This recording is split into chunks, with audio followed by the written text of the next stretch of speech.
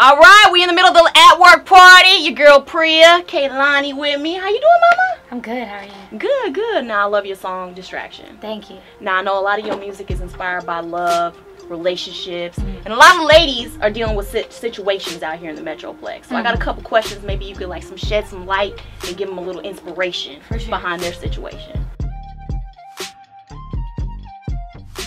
Okay, so the whole idea of no strings attached, do you think that's a myth or is it possible? It's definitely not a myth. It's for sure possible. I think it really depends on the maturity level and the attachment level that the two people have with each other and kind of the agreement that you make.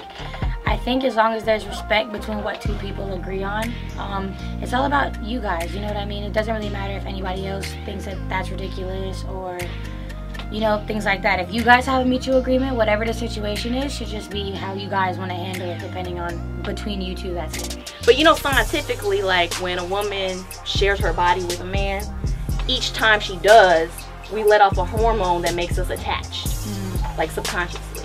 So that's why I don't feel like the whole idea of no strings attached really can exist. I feel like it definitely exists. I feel like it really just depends on the person and their capacity of how much they feel, you know, things like that.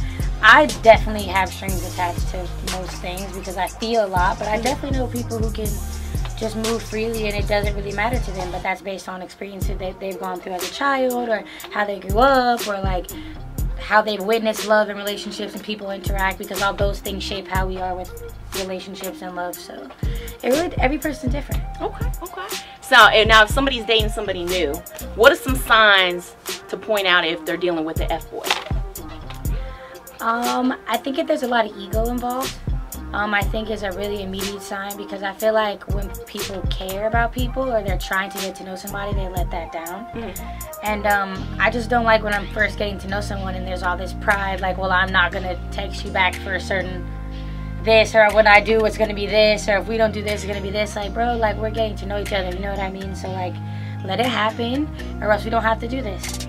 So things like that. And also if they're just being an F-boy, I don't know, I feel like that's not even just like how they deal with women that makes them a ridiculous man. It's like how they treat their parents, how they are with their friends, what they do in their spare time, how they act on Instagram. You know what I'm saying? Like, what are they commenting on people's Instagrams? Shit like that. So. Yeah. If they're liking all these chicks' pictures. I mean, they can like whatever, but if they're commenting and it's disrespectful and it's like, yo, man, your butt's crazy. Like, bro, like, dang, like, cool. That's pretty extra. So. Okay. Now, the friend zone. Like, a lot of people put a negative kind of like perspective on the friend zone. Do you think it's a bad thing all the time? It's not a bad thing at all, and I think people make women feel bad about it all the time for just wanting to respect themselves and not wanting all that attention or not wanting to interact with the guy.